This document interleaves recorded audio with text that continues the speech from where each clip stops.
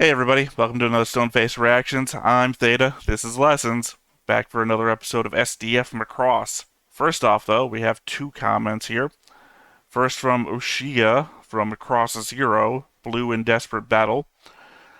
Macross can be even worse than UC Gundam continuity for spoilers when searching for thumbnails, since the various Macross series will have songs, slash movies, slash character cameos, slash etc. that will sometimes are harmless Easter eggs. Sorry, I was reading that wrong. While sometimes are harmless Easter eggs, other times can give you key plot elements of other series away. If you see a picture that seems suspicious, do not look at the names slash descriptions provided on said pictures. Stay safe on the spoilers. I can tell you 110% that is very true. And you Well, experienced a little bit of that as well. So, yeah. I think I already described to you the problem that I came across and why I was unhappy about it. Not even specifically that I ran across a spoiler. I just was unhappy with what they do eventually with the characters Yeah. that I came to enjoy. Yeah. If we get, if, no, when we get to it, it'll be a very interesting discussion. Oh yeah. Alright, next up we have Elios Quadruple Zero. I don't know how you want us to say your name. From Across Zero, episode Jungle. It's not a war crime the first time. Hmm. No, I do believe it is a war crime if they already describe it as a war crime. I mean, I think I their don't think point it. is if you're the first person to do it, you're not committing a war Oh, crime because it's not been defined as a war crime. oh, well, yeah. If there's nobody else to define it as a war crime, then it makes sense. Yeah. But I do believe, depending on what they're talking about, if they're talking about the Birdman wiping out everybody the first time around, they didn't. I think the reason why it's the Birdman himself thought, or whatever it was, that it was not a good idea. So even if it technically wasn't a war crime, he was like, I don't want to do this, you know? Well, I think since the comment comes to the episode Jungle, they would have to be talking about the firebombing, I would have to think. Yeah. I mean, I don't know. It depends. If they're just bombing and what essentially is empty jungle, then no, it's actually not a war crime technically, because usually war crimes are damage to people or like food sources or something that linked to people. Right, bombing the village with the thermobaric bomb would have been a war crime. Bombing what technically is an empty jungle, as horrible as it is not a war crime. I don't know that you can consider it an empty jungle because the island is filled with a native population that Mm-hmm. has I don't know ruins in said jungle, and you wouldn't be able to tell when or who might be where. I mean, yeah, but okay. The thing about war crimes is that I they have to be I would very also specific. indicate intent. Your intent Yes, was to frighten and harm people, not to true. erase jungle. So, I mean, yeah, but okay, it's what you can prove. Basically, that's the thing about anything in war, right? If these people, well, the people who did it, most of them got killed anyway, or probably captured. And they probably went to prison for being traitors to the UN, right? Because they're the anti-UN faction. So throwing a war crime charge against an island that most people don't care about, right?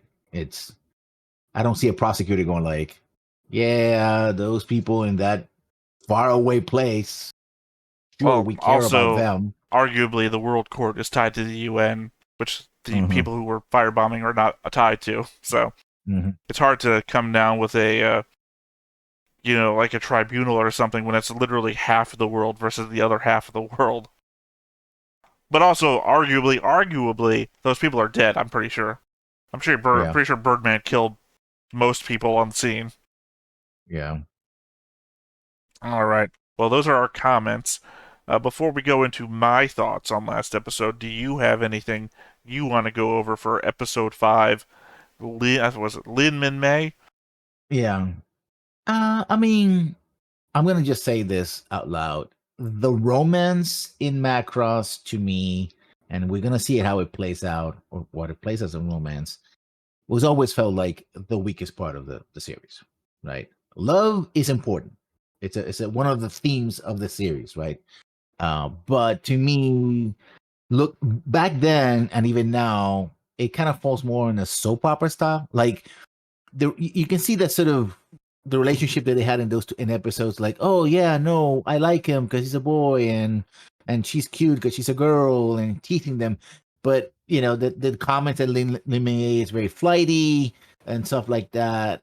Yeah, it never set well with me. That I'm gonna say. So if I make a face while things are happening every time Lin May and other romantic stuff gets up, and it's a warning for people like, I'm not gonna tell you what's gonna happen until it happens. I don't want to spoil it for people, but certainly if I make a face, you're like, yeah, romantic stuff happening, and Well, Lessons doesn't like it. I guess because you also know kind of how this plays out, assumedly Yeah, that it plays out similar to that other yeah, property of which you watched. yeah. I mean, other properties in the Macross series do it better, No, no, no. I right? mean Oh, one that starts with a letter R. yeah.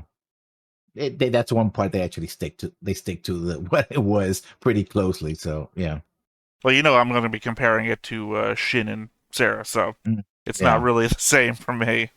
I mean, to be perfectly honest, I actually bought in more into the romance of Chin and Sarah than many other romances in this series, uh, because there wasn't enough. They did what they could with the time that they had, right? Right. It might seem rushed, but you only have like 5 or 6 episodes. Things are happening very quickly. I think people actually act how you would expect them to act, right? Everybody has their own motivations. Once they realize those motivations and how people feel, they actually change the motivations, right? It's not that this sort of will they, won't they, right? Like, for example, Shin, when the little sister, well, kisses her, but also tries to, give him oxygen, right? Essentially, she's saying, I'm in love with you because you're this, strange man from the outside. And she has an infatuation. He's like, listen, no, I'm sorry, and then for her, and the little sister is like, it sucks that I lost to my big sister, but I understand.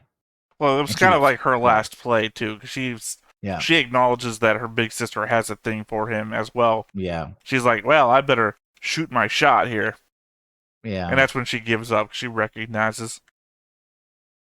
Yeah. There's no will they, won't they. It appears to be a setup for a romantic triangle, but not really. Once it gets resolved, right? And even the Foker, and what's her name? They give a goddess a name of a god Oh, of a Aries. god, Aries. Uh, she is like, yeah, no, we tried it. It didn't work, right? It just, I had things to do, you had things to do, and I couldn't be there, right? Which is a little more mature than stuff that It's fine. we're He seeing right moved now. on pretty quick. Yeah. It's the downfall of the Roy character, is to give him such a backstory and then put it on a timeline. I'm gonna hold you while you die. I love you. I love you too. Well, time to hit on my best friend's sister. All right. Anything else? Because I got quite a bit that I seem to have written down last week. Go ahead. So yeah, the aircraft carriers were ironically named for one thing: Prometheus and Daedalus. Daedalus, of course, crafted the wings that allowed his son to fly too high, which killed him. Though the joke I always found funny was pointing out the ancient Greeks thought it was hotter the further up you went, when in fact it gets colder. Overall, the irony being that the ship itself was carried into the sky, though I guess it could have been more on the nose if it were named the Icarus. Mm. Of course, Prometheus being the titan that stole fire from the gods and gave it to man, only to be punished by said gods for eternity. Here we are on the Macross, alien tech incarnate. Might as well have been fire from the gods. Everyone on the Prometheus is dead. I know it's a bit of a stretch, but I think a more clever person than myself could see what I was doing there and make a better connection. Also, for a record, they actually they went to the skies after failing to use it, and then they came back down to Earth or I'm close talking to it, about and that's what they the made it. aircraft carrier, not the Yeah, no, Macross. I know, but we're talking about the Macross itself is the exceeding expectations, if you will, right? Being doing the Icarus bit. And so when they went up, it's like, oh, we can't do that. So they came back down again, and that's when Right. it happened. So the So Macross is yeah, Icarus, and then it joins up yeah, with Daedalus later. yeah. And also, I think there's something we're going to see in this episode that shows that Daedalus. Remember, Daedalus wasn't simply a man he was a scientist, and he created a lot of stuff, including the wings. That, in fact, that's the reason why he was in the island trapped with his son, because the tyrant of the island wanted to keep him for his genius. I knew a lot So, more about the mythology of Daedalus back in the day when I was playing tabletop games with you guys because I was one to play scientist characters. So I would always try to be clever and name shit that way.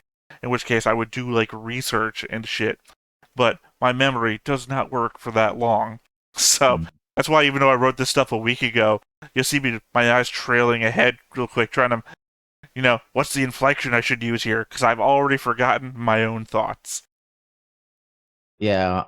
Also, when I'm basically a Greek history and mythology geek. When I was a little kid, the way I learned how to speak in English, right, and learn the English language was with read along books. You know, the ones that had the tapes or the little LPs. Like, oh, turn the page when you hear this sound. Well, Yeah, a no, lot of them were Greek mythology. I had a Teddy Yeah, Ruxpin as a kid. yeah. It was a lot of Greek mythology, some American mythology like Rip Van Winkle and Star Wars, and the black hole. Which You mean the movie or yeah, it was the version of the movie the in book Disney form. movie? Yeah, okay, just make Yeah, sure. this, I know yeah, you said American mythology and then jumped to the black hole. I was like, okay, yeah, because you said Rip Van Winkle. I was like, isn't that British mythology?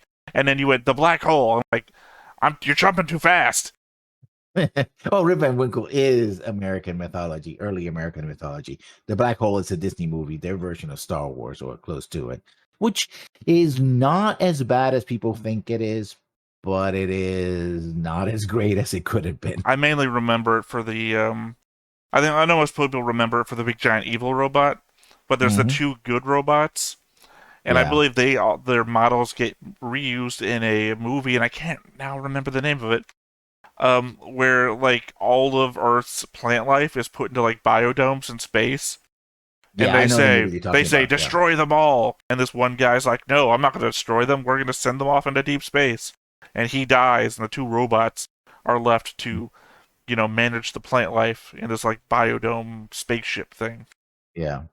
Things of the same era. Now that I think about it. Mhm. Okay, next thought. The Macross must have an insane number of work crews.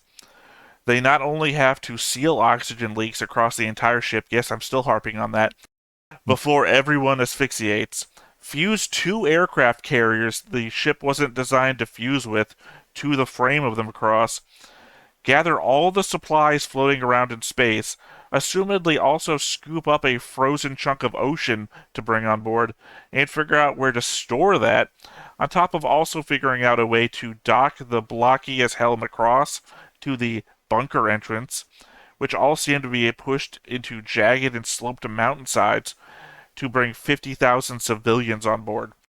In the time frame that we saw pass, which is what, 2 weeks? Mhm. How many people do they have on board before they brought on 50,000 in order to do all of these feats, which individually are gargantuan in task? You do have a point. I'm not going to say you don't have a point, but I think I could head counting a little bit of it. Remember, this entire city of 50,000 civilians grew around this massive ship over 10 years. So the indication is that, yeah, you have your civilians, but you also have a lot of military personnel as well. So it is a massive endeavor. Still, the ship is very big, and the resources that they're moving around, it's more like, yeah, we got people. Is that it's dealing with hand wavium to a It's degree. funny to me because you're making an argument Griff made about Gundam Side 7 when we argued how many people died when Zeon attacked Side 7 because they list a number like 12,000 or something technicians or something in Origin when they send Sayla over there. And Griffin's making the argument, okay, but what if those are just the technicians? What about friends and family? What about everybody they brought with them? Has to be more like 300,000. So your Yeah. argument of like, yeah, but those are just the technicians. What about everybody else? I mean, there's an implication. It's ultimately the contractors in the Death Star argument, right? That is not just the stormtroopers and the Imperial officers. You also have other people as well, right? To which I say, space Nazis need to die. Yeah, but then you're killing the innocent Wookiees that they brought on board to build it. Yeah. Oh well, we only see one Wookiee that supposedly was being used as as labor. We Again, don't see any more. arguing against an old memory that could be failing. So Yeah. I just know the Yeah. argument that they brought all the enslaved Wookiees from Kashyyyk to Yeah. I build the mean, yeah, Death Star. I mean, it's Because it's when a I thing, think right? skilled labor, my first thought is a race of people that I can't see their hands but for the fur. So I mean, Chewie can repair a starship and fly one, so I guess they're technically again, capable. my worry would be if he's using a welder or something, I'm worried about him catching on fire because his hands are Yeah. literally covered in fur. I Anyway, think he actually is using it, but anyway. yeah, I know. It's just not my first choice. I would actually pick a Trandoshan because Yeah. one, they're also enemies of the Wookiee, so I want somebody building my ship that can kill the guy who's building the other ship. So anyway, I don't know why I assumed the pipes Minmay touched would be full of steam. I suppose it's entirely possible they were just hot water pipes. I guess I just got too used to action movie tropes where a hot pipe with any water around it is just filled with steam. That combined with the fact Hikaru said they were near the energy block, I guess, I just thought the steam turbines or something. I know it's supposed to be sci-fi and all, but it's surprising how no matter how high-tech something seems, a lot of energy production just comes back to how to most efficiently rotate a turbine. I mean, yeah. And part of it is, of course, this is Earth technology. With alien technology, the Earth would use technology that they know, right? Another thing is that even nuclear, for example of a nuclear power plant, you don't take direct energy from the radiation. You use the heat created by the radiation to heat water and turn it into steam. So in that sense, a atomic generator or a nuclear power plant is a steam engine, which is 19th century technology, with a nuclear, That's pile, that's which what is I was 20th in. century technology. Yeah. That's what I was implying that no matter how high you get in sci-fi, it's rotated turbine. So, Yeah. as you said, a steam reaction. I believe also Nadia they're using an antimatter reactor to create steam to rotate a turbine. It's no Yeah. matter how far you get into sci-fi. I'm sure there's somewhere in the dilithium process that the warp engine connects to a turbine somewhere. Also, turbines look cool in anime when you see them spinning. So it's like even in things that don't require a turbine. Well, Like I sure, it's remember the playing. coolest thing you can throw your villain into. Make sure they Yeah, die. yeah. I remember playing Star Wars. The Old Republic, and they have a planet where they have this rocket trams. And what they did was they stuck supposedly stuck a turbine on it, on top of it, a giant turbine backwards because the fan is pointing back to where the thrust should be going. Like that's not how the turbine works. And if it's a rocket, it shouldn't have a turbine. But hey, cool Star Wars stuff. So yeah, Well, what were you, Imperial or Republic?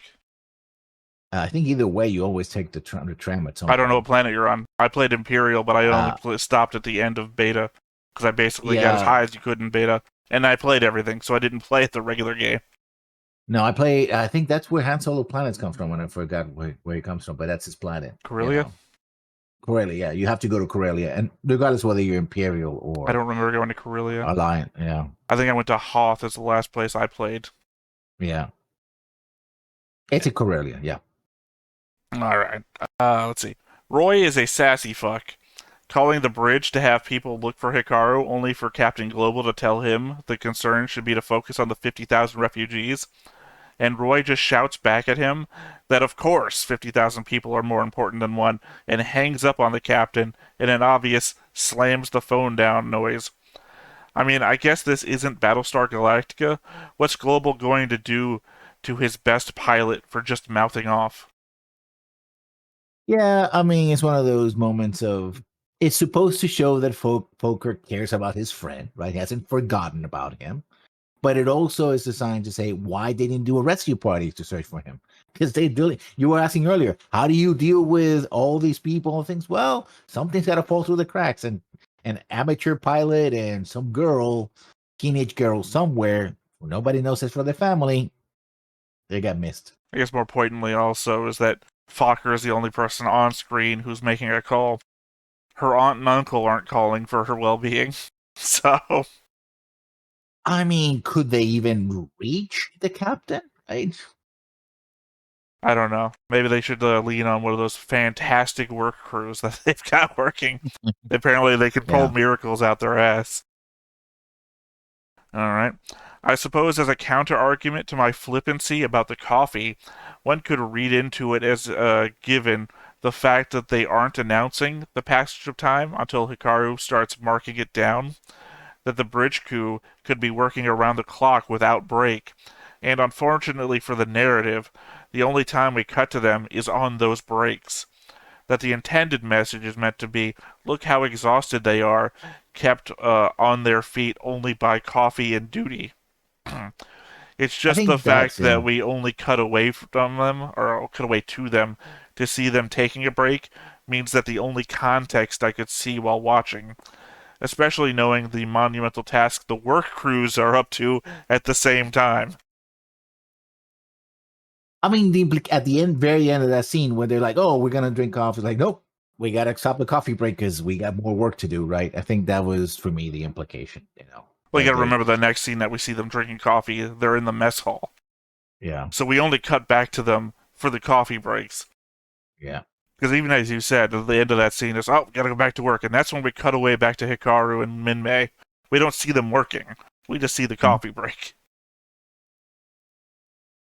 Just a matter of note, but it would take them across 9 hours minimum to send a message from where they are and get a response from the UN headquarters.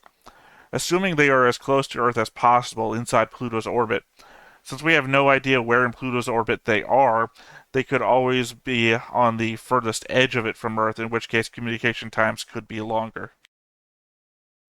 They do mention that they could send a message to Earth. I think Captain Global says, but it says if we send a message, we could give up our position. I think it was actually Now I the know, other girl. yeah. I don't know if you're familiar with Galaxy Express 999, but the one that looks like the main character's mother, whoever she is on the bridge crew, I've forgotten her name. And normally I would just have a concept board open on the side, but a fire and a water event have caused me not to have that available to me right now. Yeah, Sammy. I think? So I'm using the other name from the. I know it starts with an S. She's the youngest. She's the one that said no smoking on the bridge. I think I that's want the to one say you're she's talking the about. blonde, but I can't remember. Yeah, she's the blonde. Because everybody is a brunette or My or, problem is or, the or name redhead. isn't striking any accord with me, and I might be remembering her by her other name, and it's just not coming. So brunette with glasses. We have Sammy, who's the youngest, who was blonde. Misa, who is the That's who old I'm lady. thinking. She's yeah. Misa is Misa the one also I'm has thinking. a. She's the commander, second in command of the ship, The one right? that And she's stands cool up, with who it. I've often said that Yeah, those things will break your knees if the ship shakes too hard. yeah. That's Misa. Misa Hayase. We have Claudia, who's the third. And probably she's by her uniform, because she's the one that has a green uniform. Everybody either has a version of white or blue. Uh, so she might, this is the UN Army, UN Spacey, so they might have different branches. And uh, so yeah, Misa Hayase, old lady, Oji-san, for those keeping Well, I track. think Hikaru says that, yeah. Oji-san, yeah. Okay, Hikaru says going out into space is no different than going out into the ocean. Hikaru spends 35 seconds in space, which according to my research was still highly unrealistic.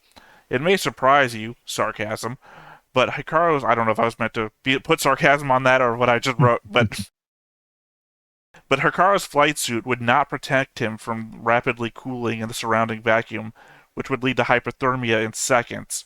Apparently, the pressure differential of a sealed suit could cause discomfort and pain as well, but more so decompression sickness. Altogether, when prompting multiple sources about this scenario, The consensus was that the combo of extreme cold and the pressure differential would have likely rendered him unconscious within a matter of seconds.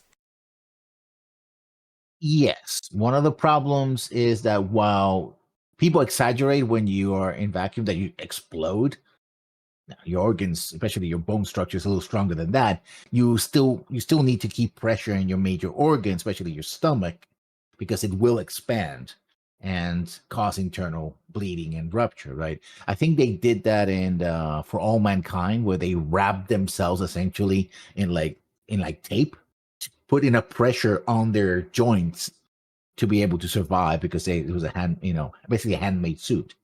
Um, and they kind of manage it a little bit, right?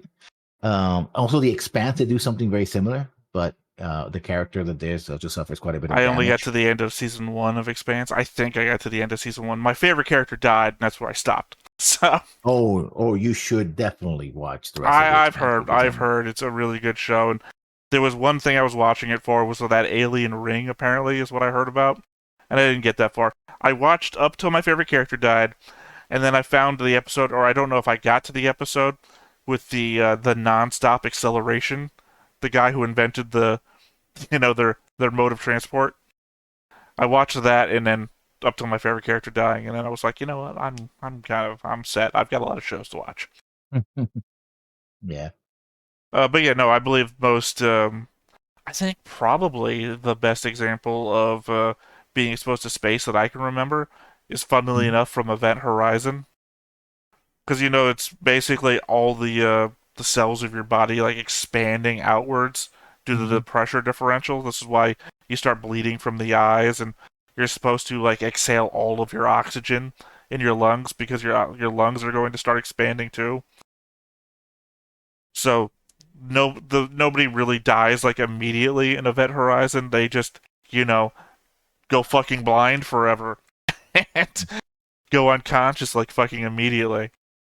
Yeah. But that's why they go with the guy like, okay, exhale immediately. Now push off the wall towards the thing, and we're gonna try and catch you. But this is gonna hurt like fucking hell. It's I'll put that scene as plot at the best. Completely off, but yeah, he should be suffering more than what he did. No, he should have been unconscious. Well, technically he should be dead because Minmay could not have saved him. Yeah. Because obviously he's attached by a rope, and the rope is going through the air dock, or the airlock thing, and she has no idea to pull, and there's no way she would be able to pull the rope through the airlock. Plus, she's sitting there waiting for him to knock. He'd be dead out there a full minute before she ever did anything. And what could she do? Because he would never be able to come back into the inside to close the inner airlock. The amount of emotional fuckery in episode 4, that Hikaru was about to confess everything he felt to Minmay, that they did a fake wedding thing and considered dying together, right up to the fake kiss, only to, or I guess kiss fake out is what I meant to write, only to discover they've been living right underneath all the refugees this whole time. The show even plays happy fun music as they are getting pulled up to civilization, but it's such a fucking jarring turn from where they just were. No wonder Hikaru was so off step in the next episode. Yeah, and that's one of the reasons I said that generally speaking, I don't like romances because they don't feel like real people act. And yeah, these are supposed to be teenagers and young adults and Minmay and all that, but the extremes of it are there. And it's a weird situation all around, right? But the fact that she goes like, "Oh, we're gonna die, so let's get a mock marriage," and well, the mock marriage was his idea because he heard that she wanted to be a bride, right? Uh, but still, it's yeah, the tonal whiplash there Well, I know you is don't something. like it, as you just said, but I don't actually have a problem with it. I'm just using it more as an example of no wonder Hikaru is this way in episode 5, coming off of the steps of episode 4, where Minmay's like, maybe we should commit suicide. And then he's looking at her when they're back on the surface, laughing and everything, just like, what the Yeah, fuck were we just doing? yeah. I would be confused too. I wouldn't lie. I was like, what? I mean, I don't know how I would react, but then again, I'm not a amateur pilot that got caught in a massive transport Yeah, you would have been into one of the deep space. people. You would have been one of the people standing above them, not knowing about it. You would have been in the bunker, right? So, Yeah, probably. well, Like, who oh, you knows? want me to go to? Who knows? There's multiple options for you that I foresee in this world. One, you lived out your dream of becoming a pilot and died in the Unification War. As Yeah. one of the many skilled people.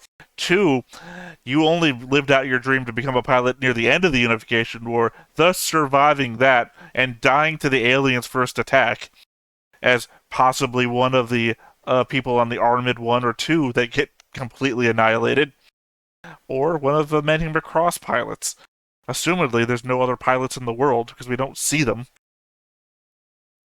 Um, Or three, or I you're would a have. miracle Yeah. worker on the work crews doing everything. I'm too lazy to be a miracle worker, so yeah, either I'll be dead or I'll be in the bunker. I mean, I'll be working, but nobody would call whatever I do a miracle, other than I'm doing something. Also, remember, people did die in the city around Macross due to Yeah. both friendly fire and the mass blasting of everything around the Macross. So unless you happen to live near the bunker or under the Macross, there is a good chance that you got killed, possibly by your favorite character crashing into the into the city. So, yeah. All right. So this completely escaped me, and I'm sure someone was shouting about it in the comments section, but I didn't put together that they didn't just build a new town inside the Macross for their refugee camp. That this is actually the actual city, and they broke it down and moved it. When we were watching, I just assumed they took in some of the junk outside for supplies and moved on. This makes the work crews even more incredible. In what? Just over 2 weeks, they did everything I said before and broke down the remains of the entire city and brought it inside the ship and rebuilt the city par for par as where it was before. So when Minmay is going on about reopening the shop, she freaking means it. It's the same shop. They left nothing behind.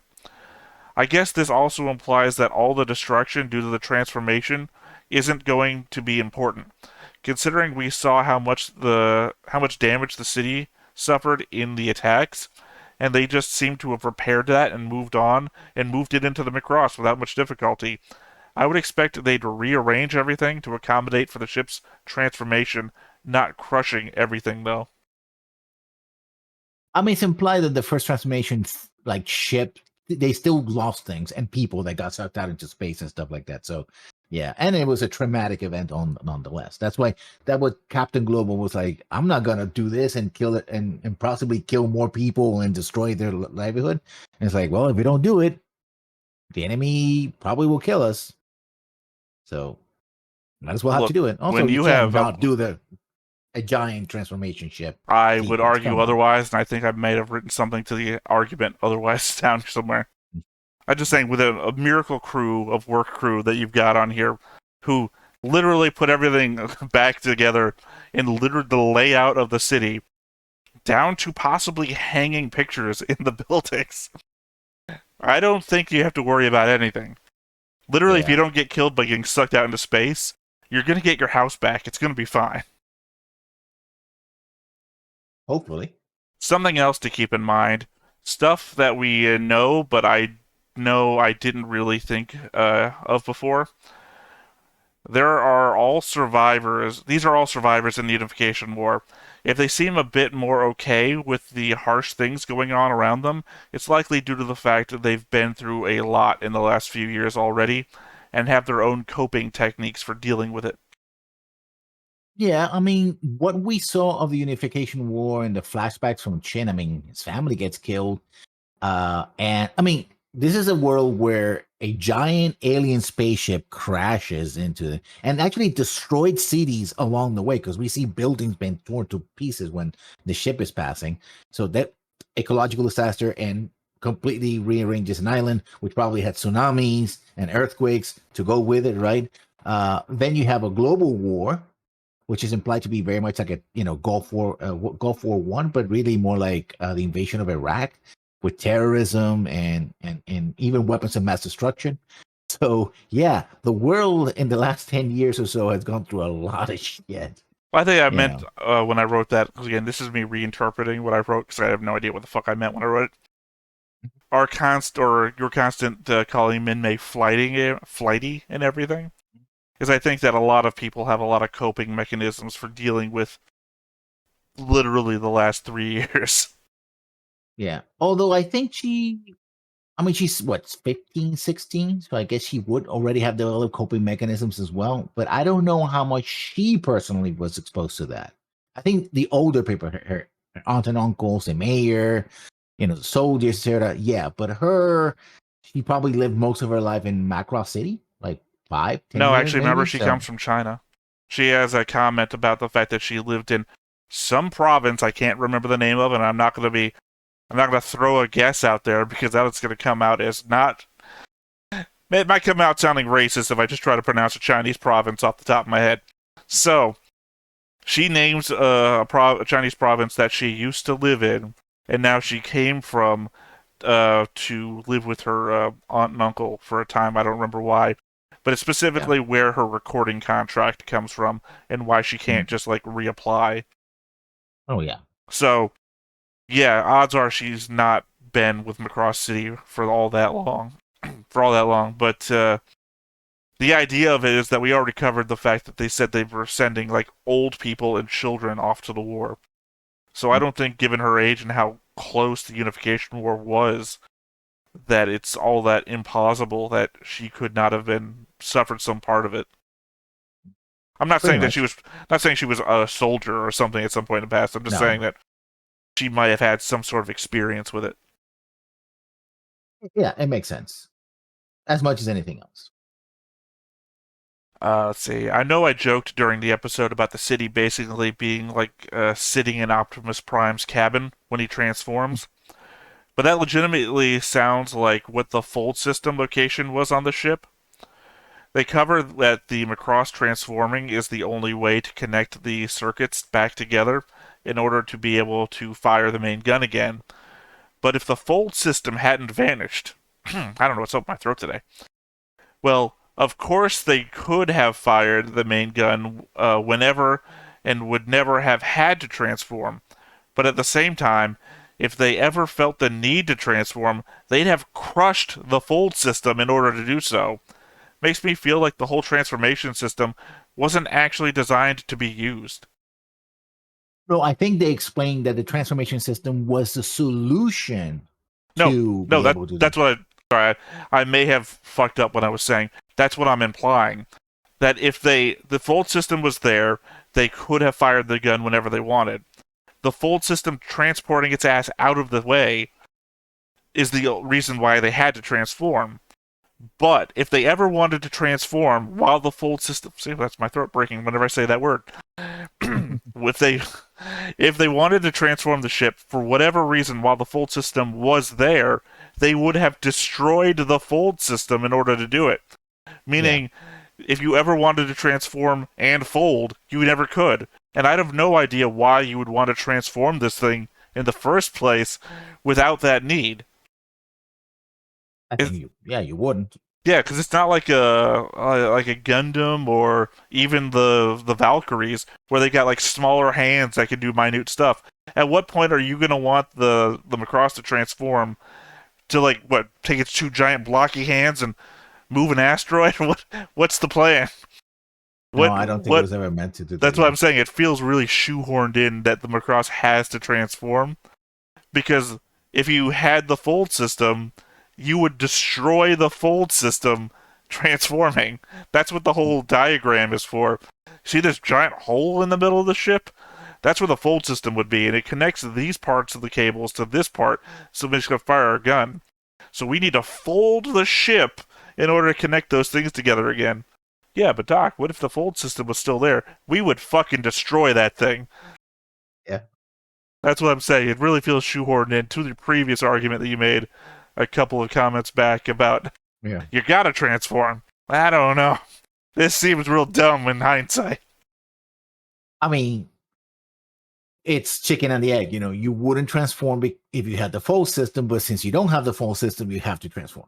I mean, leaning back to a previous conversation we had, I think maybe before we started recording about the space battleship Yamato, We could have had the Macross as like a different series version of Space Battleship Yamato if it kept the fold system, and the whole transformation thing would be completely unnecessary to that kind of Yeah. storyline.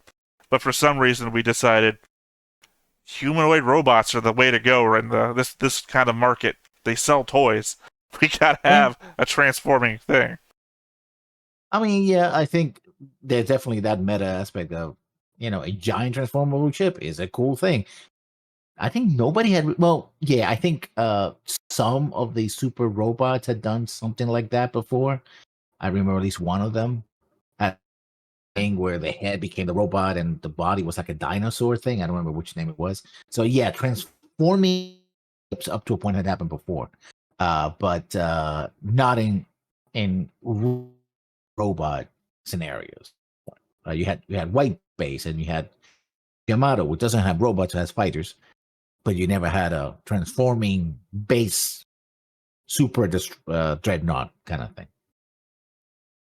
Yeah, I mean that's what I'm saying though. At the end of the day, is it doesn't seem necessary for anything other than to sell the toy, which I understand is the whole point.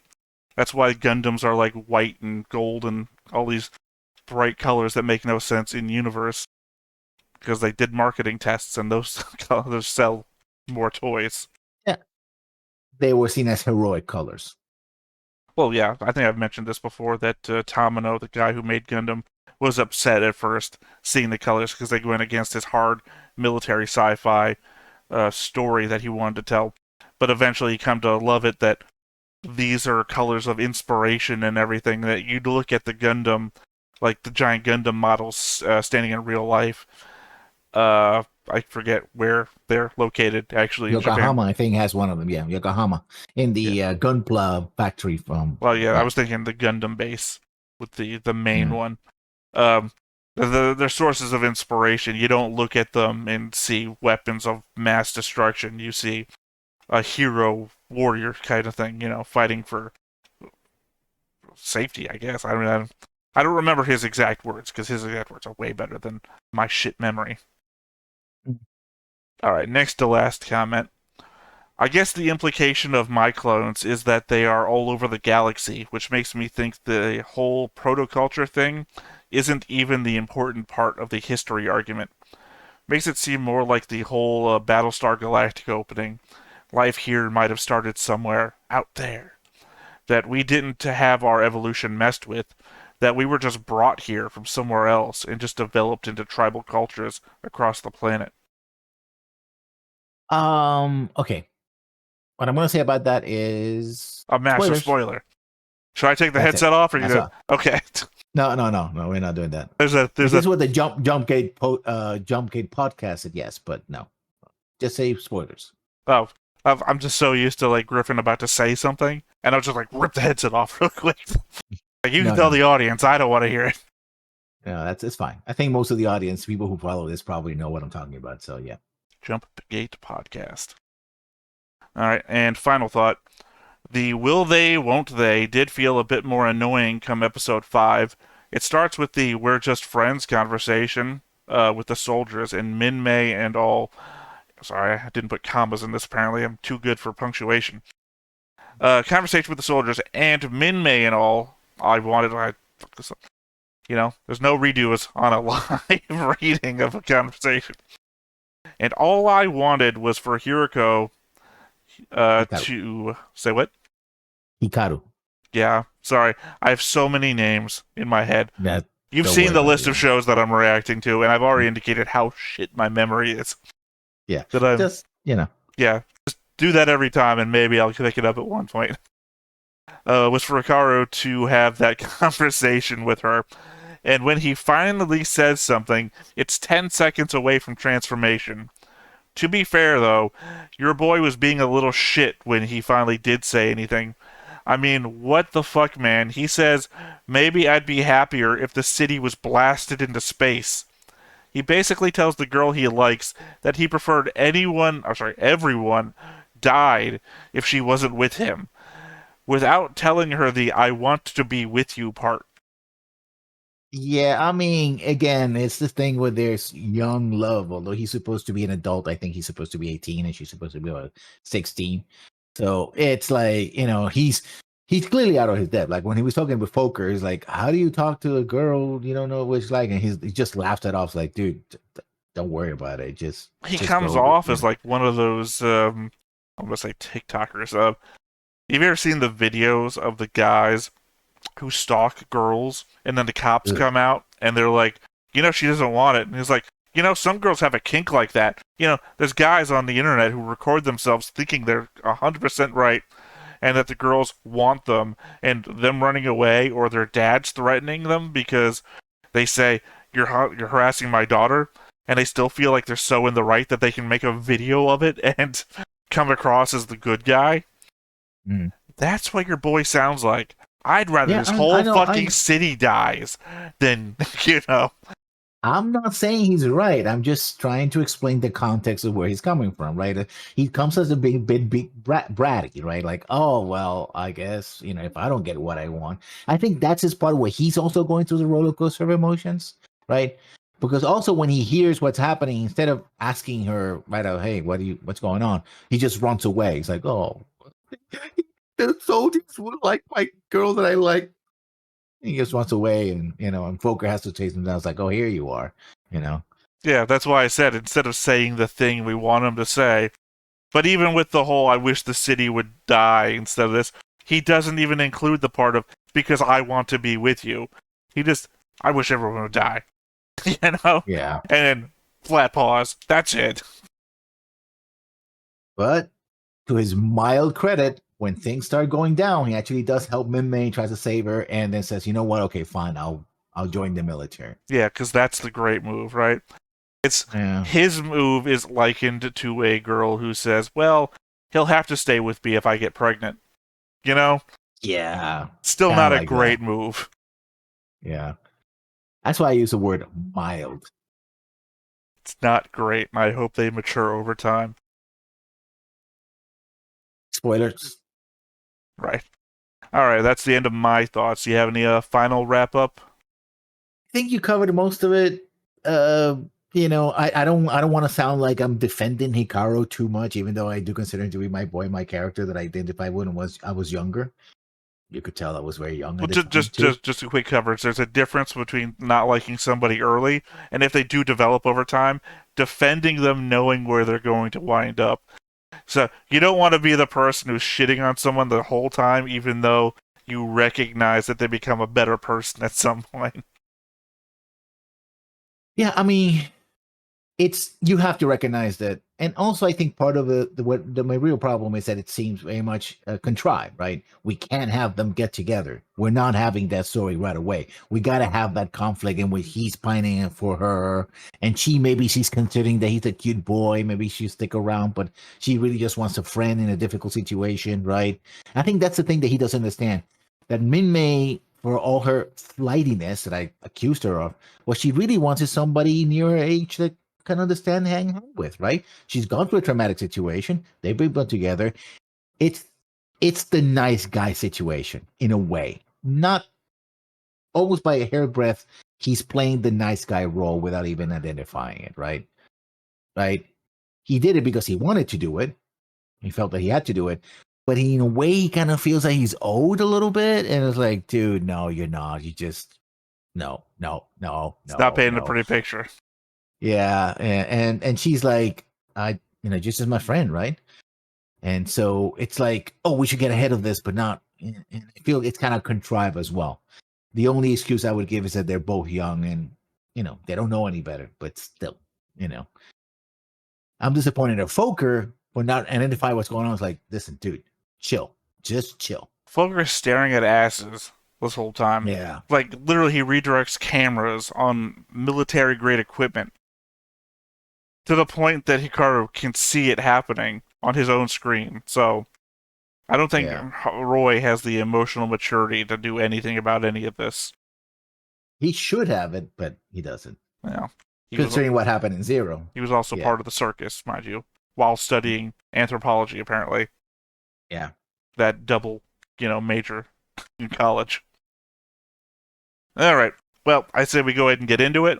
But before we get started, hit that like button, hit that subscribe button, comment down below to feed that algorithm. On top of all that, if you want to watch more shows like this, unfiltered, uncensored, and uncut, as well as some early access stuff, you can check it out over on the Patreon. Just $5 a month, but hey, no pressure.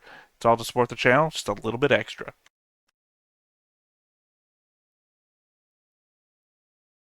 I think, you said this was what, 80s? 83, For 82, some 83. reason in my head I keep putting it mid 70s. It does have a carryover of that. It might be Although, because all the shows that I've seen that do opening intro without like a preamble or a last time on or anything like that all seem to be coming from the same era. yeah. Although this one has more of the, shall we say, used future, right? Uh, look to it. Like, first of all, because it's supposed to be near future, as opposed to, whatever Gundam, how many far away Gundam other shows are. But it has that more of, at least with the human technology, um, to be more like functional, like it comes out of real tech. The alien stuff is more bulbous and more exaggerated. But yeah, Well, I think if you watched Origin, Mobile Suit Gundam Origin, Mhm. you can see the shit that they used before they had Gundams and like the proto Gundams and everything, and it does look Yeah, more regular. Like testing a Gundam and it's got like 50,000 cables coming off of its back and yeah. like analyzing everything about it. But for example, you look at even the alien ships. For example, you look at the ships in Gundam, the warships. They're very much like rocket ships. Like they look like battleships with engines on them, right? Where these ships were like spaceships, even they're very blunt. 2 months have passed already. Yeah, that's what I was paying attention to. I don't know that blockiness has anything to do with the, I don't feel of tech. I would I mean, what I'm certainly talking say about. this reminds me a lot more of, say, Terran Trade Authority than, say, Yeah. Gundam. I mean, for example, when you talk about Star Wars, right? That real future kind of like made out of kits, rather than early where everything seems to have like a lot of fins and stuff like that, right? I mean, that's what I'm talking about. 一方、軍に志願入隊した一条光は新入隊員として厳しい訓練に耐えていた。そして、 Yeah, arguably a lot more similar to Babylon 5, actually. Like the Earth Yeah. military in Babylon 5, which is all blocky shit, too. I didn't see what the bag said. No, it was the skull on the back of the guy. 一緒に見てくれない？俺も店に？じゃあどうすんのよ。しょうがねえな。Look at these grandma clothes that I found.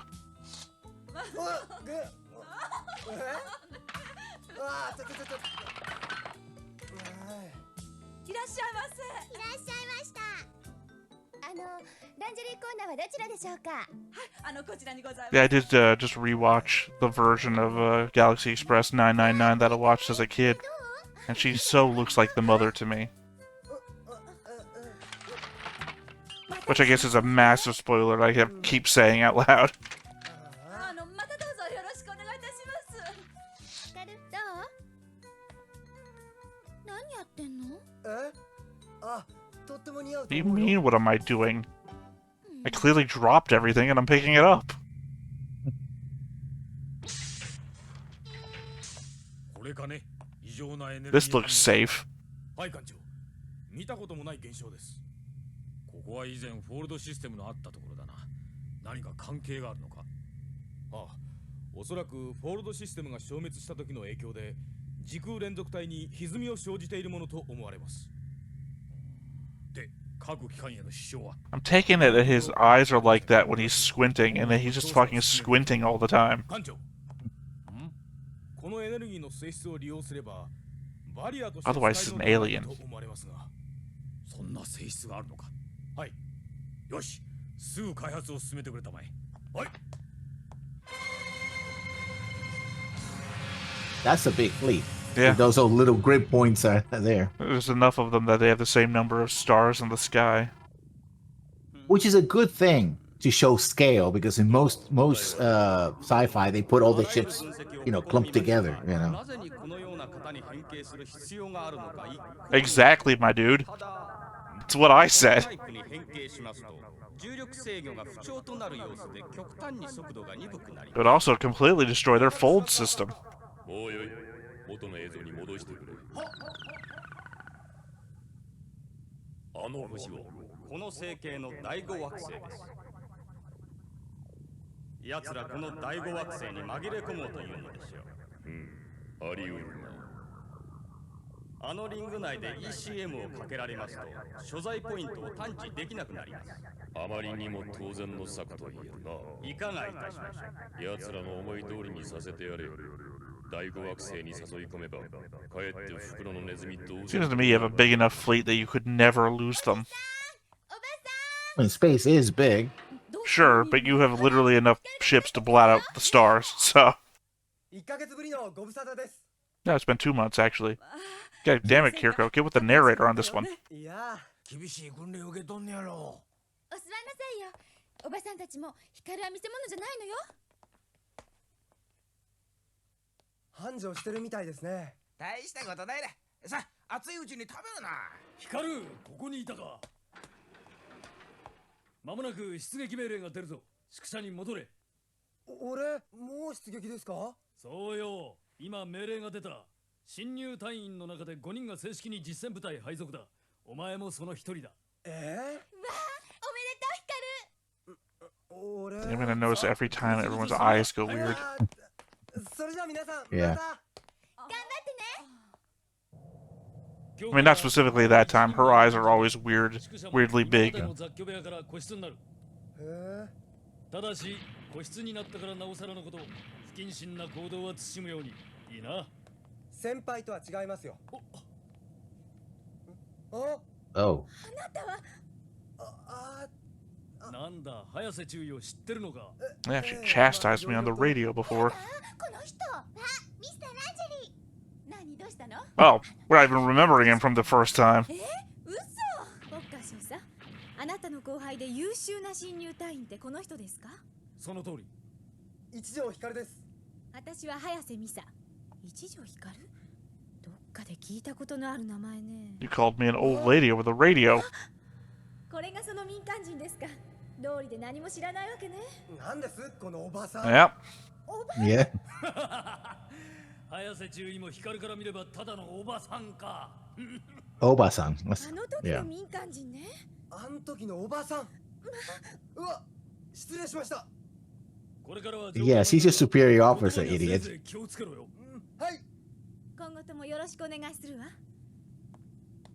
ところでどんな事情か知らないけど男の人があのような店に出入りするのはあまり好ましくないわね失礼 I guess it's another of its time thing. エッチ Was literally in there with another person. Well, it's a joke is that she was in the in I mean, he was holding a bag of groceries. I don't know why they were complaining. 艦長 They went for the 電子妨害 obvious. 装置を作動させましたしばらくは敵艦に所在地を知られないと思います I think it's a matter of the obvious and the only available thing are actually just the same thing. 奇襲奇襲艦長土星を抜ければどうせまた追われる身だ思い切って奇襲をかけ活路を開いてみたいのだでも艦長危険は承知の上だわかりました To be fair, we do have a super weapon, so...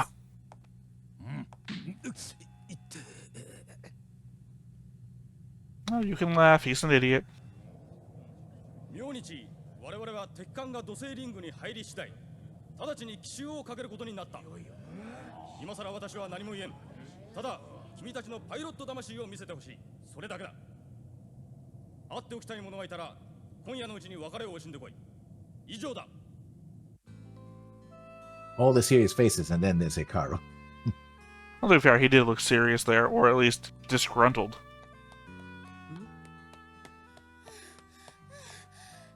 ごめん待った別に How long are these plants gonna survive in here? 明日の朝出撃することになった。へえ、ほんと。軍人になって初めてのお仕事ね。Doesn't seem like they had a lot of あなたは優秀な artificial sunlight. きっと立派にやれるってみんなで噂してんだから。どうしたの？いや、別に。うわ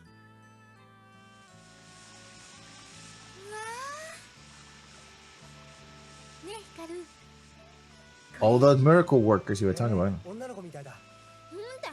Well, I mean, it has to be, right? せっかく一緒に買った。 I don't think that was a fountain pre-built into the thing. ほんと？ああ、よかった。記念写真撮っとこうか。私、写真写り悪いから。そんなことないさ。さあ、こっちへ来て。 Well, as we covered in Macross Zero, every fighter craft has to have a picture of somebody you have behind, so you can Yeah. look wistfully at before you die. 並んで。 I love that there's a dedicated, photographic, take a picture robot. Of course, this is 1980, so, cell phones with cameras were not a thing. And they get a hard copy, of course. まあまあね。よく撮れてるよ。 Oh yeah, because those cameras existed back then. 男 So の人と二人きりであまり長くいるとおじさんたちが心配するのよ。そう。ええ、じゃあ気をつけてね。もっとお話ししたいけど、明日は頑張ってね。 why would they literally be worried about the guy you were alone with for 2 weeks? 俺、 At this point, whatever's happening is gonna happen. もういないかもしれないんだ。 Already happened.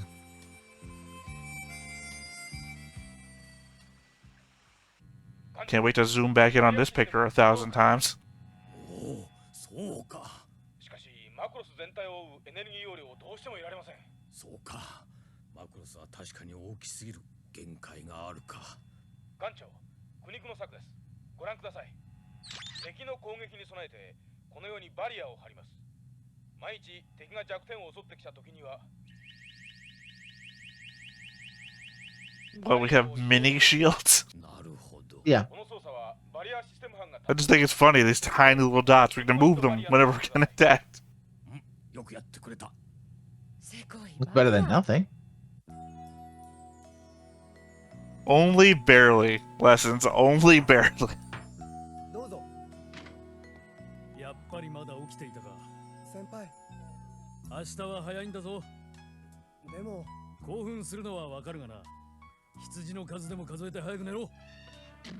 初めての出撃だ。無理はないが、戦いに出るまで時間があるだけ辛いところだな。 Finally, Focus showing some of that maturity. Well, of course, he's killed over 160 people in the war. Yeah. And Hikaru can't get over the one. みんね、眠れないよ。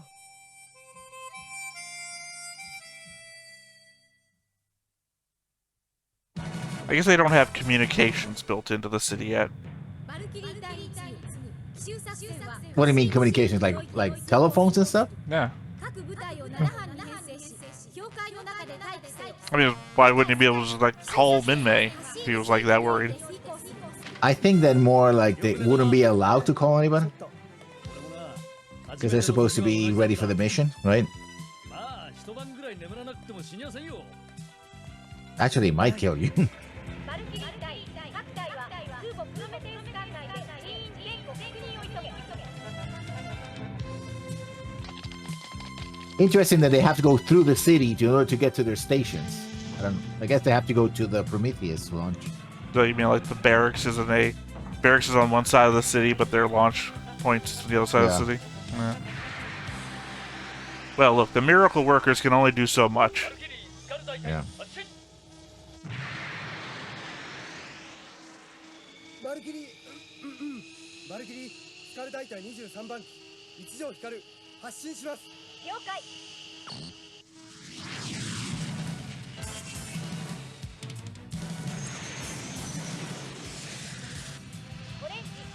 I said I got stuck the old music from that other show in my head, but now I'm going so used to the way the original soundtrack is that I'm actually liking it. And Well, I mean, we also have a lot more of it So it's better to just get used to it. なんでみんなあんな危なっかしい飛び方をするんだ？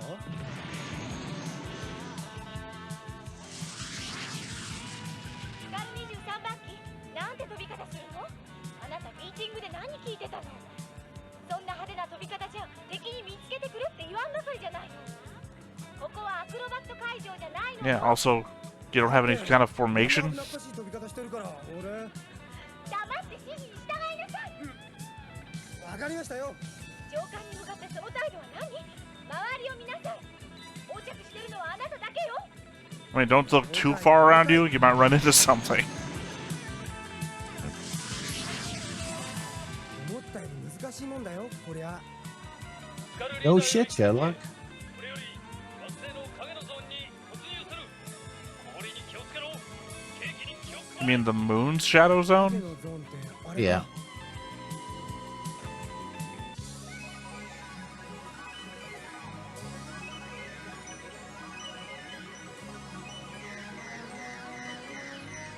Yeah, you gotta look at your instruments.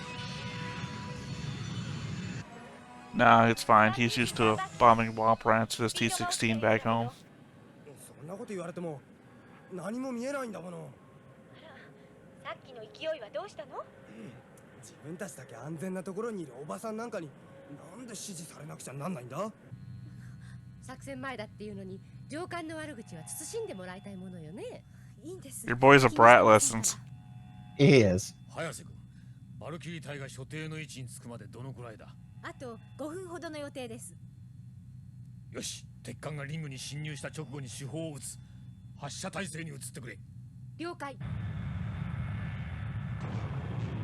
I feel like they're gonna completely destroy Saturn's rings. Is their plan? I mean, it is, big area, so. お呼びですか？ブリタイ司令官殿。ゼリル艦長。 Free time. 惑星内に入り込み。 I can't adjust the concept board lessons. It was a fire. No, because they used a different name earlier. And I was thinking they changed the name. All I'm noticing is they've introduced a new character that I can't do anything with, but try to remember when things get fixed. 攻撃開始。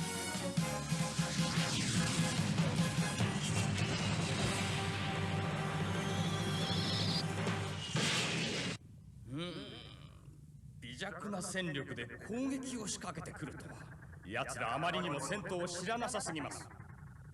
我々があの艦隊を手に入れる。 To be fair, I do think this whole plan is stupid. この際だ、我々の恐ろしさを徹底的に教え They て have so many ships they're gonna blot out the sky, but what, Yeah. take him out with a couple Valkyrie?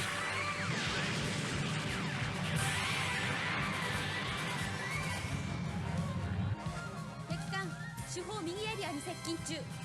敵艦捕捉。いいぞ、艦を浮上させろ。手法発射だ。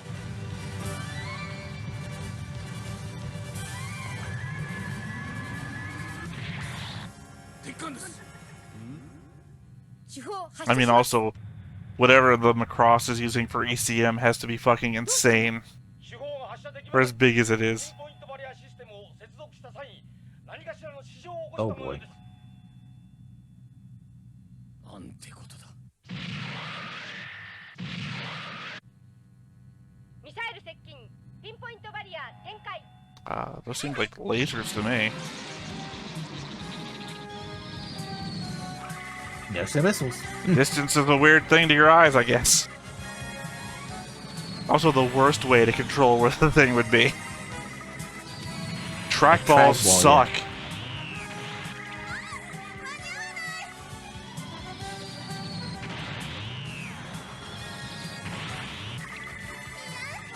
I have to think if this was a modern show, it would be like a display and you would just drag your finger where you want it to be.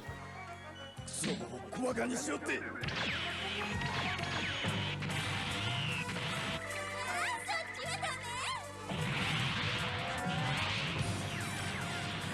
完全に包囲されました。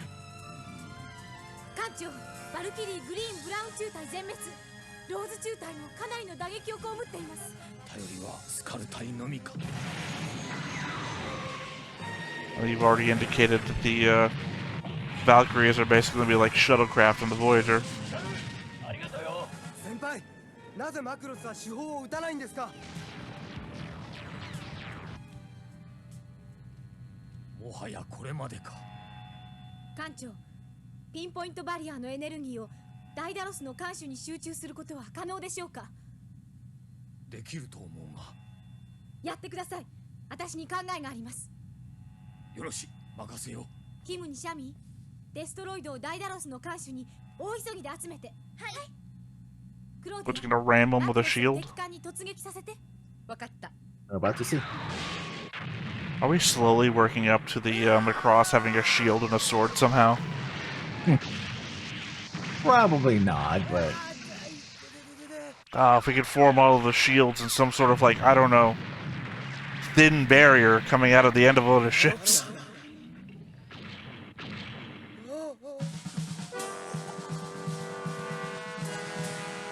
of all the luck, again he meets a Musai Centrati. 敵艦が突っ込んできます。撃て、撃ちまくれ。 That looks like lasers still to me. I'm sorry. ダイダロスアタック。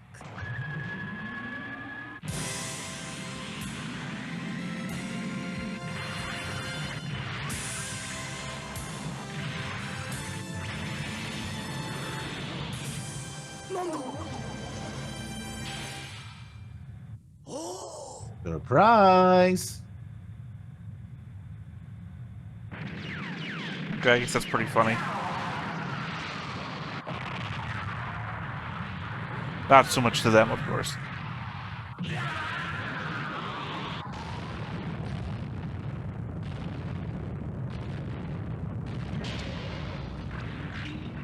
See, I thought they were gonna, like... Okay, drop the shields, then fire the gun, if the shields are preventing the gun from firing. Seemed like a very roundabout way to go after it.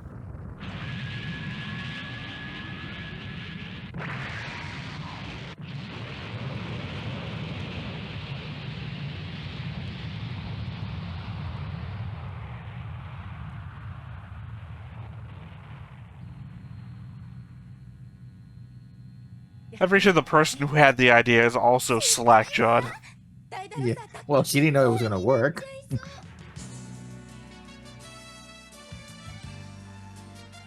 Yeah, the theme song is also the sound of victory. Yeah. Why?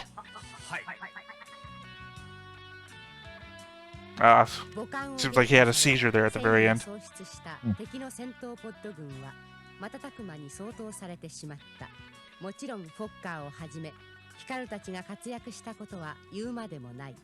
しかしヒカルの脳裏からはあの敵兵士の恐怖の顔がどうしても消え去らなかった。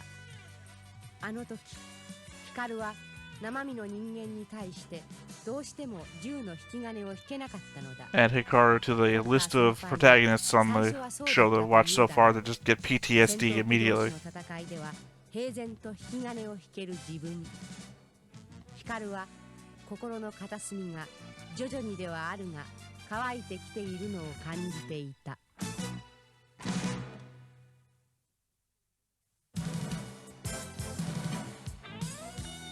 I remember we've gotten the green background before. そこには統合戦争の折に見捨てられた宇宙基地が。 Oh, that's new. マクロスは補給物資を求めて火星に進路を向けた。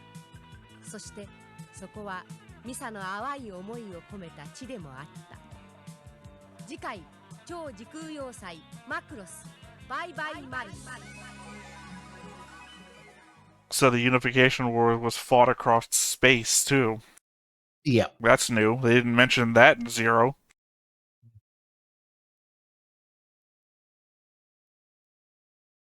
I actually had forgotten that this was a base that got affected in the Unification Wars. Like, yeah, oh yeah, Mars, of course. That was a thing. Well, it implies how long does it take to build a Martian base, right? That this is a year after Zero, right? And Zero is how many years after Macross crash lands on Earth?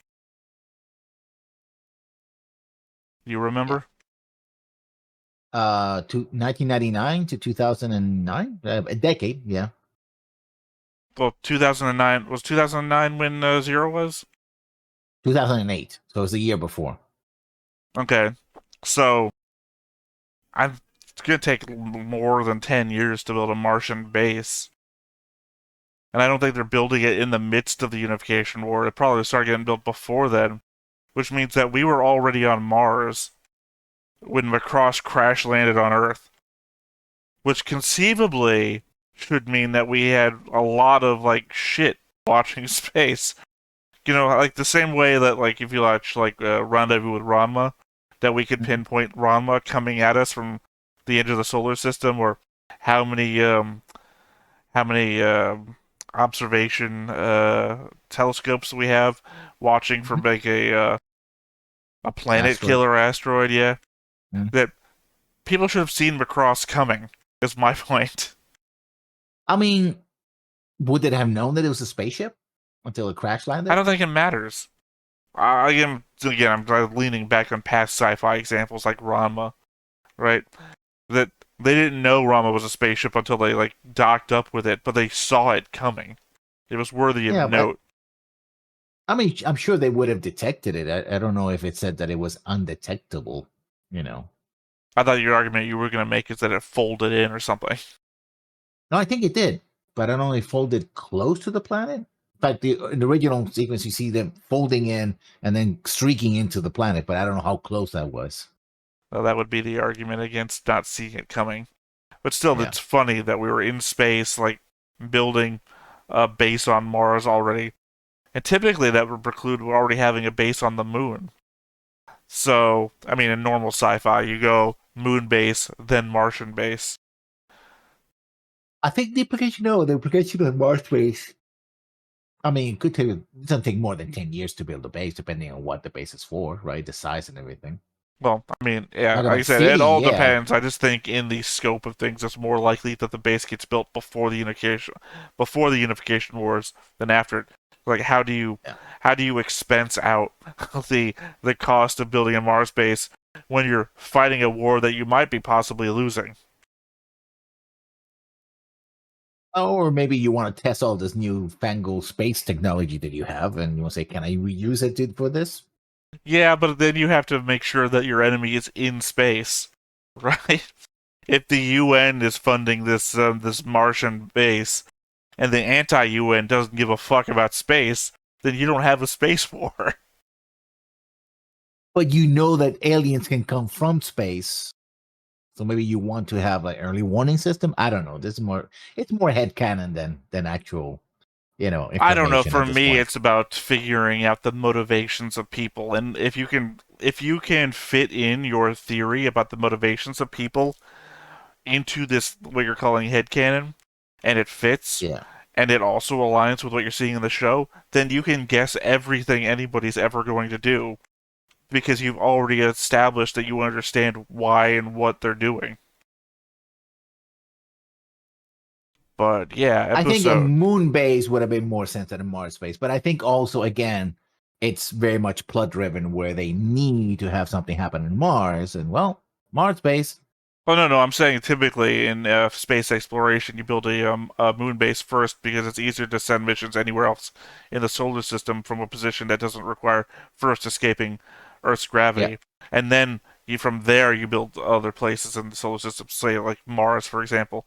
So I would expect that we would get to Mars base, and eventually we get back to Earth, and there's going to be a moon base. Would be my expectation.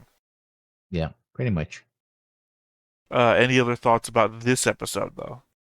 Again, the romantic triangle or will day won't day with Mei and Hikaru continues. Interesting that they chose to have Hikaru again confront another full size Centrati and this time not pull the trigger, right?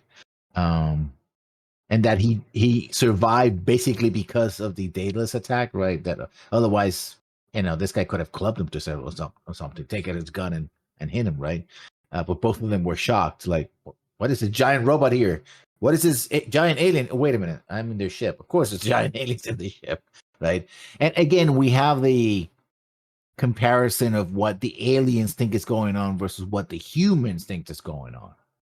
Like the aliens is like, yeah, we just want to capture this place. Although we get a situation where the captain and the alien ship sent to capture it goes like, screw it, I'm gonna destroy them. You know, they're messing with me. I'm just gonna do it. I That's what don't they care did what last my orders episode. are. Yeah, yeah. So it seems that these guys don't have a lot of patience when you push them a little bit. You know. Well, I mean, because even the main commander of the fleet, I guess, the admiral. Yeah. I don't know if he's an admiral or not, but even he's like, the dude next to him is like, we could just push them a little bit and see what happens. And he's like, sure, let's do it. Immediately attacks across the entire fucking Macross. So it's like, they don't have any holdback. It's either they're holding back or they're not. Yeah. Yeah, no, I mean, I think you've played a hand a little bit when you said it's a triangle. Yeah. Given Sorry that about I've that. only seen 2 pieces of this relationship. Also, funnily looking here that Hikaru seems to have red hair. Mm. I mean, I don't The know where you animation era. I don't know where you freeze frame, but I'm on the last frame of the episode in the picture of him with Minmay, and he's got red hair.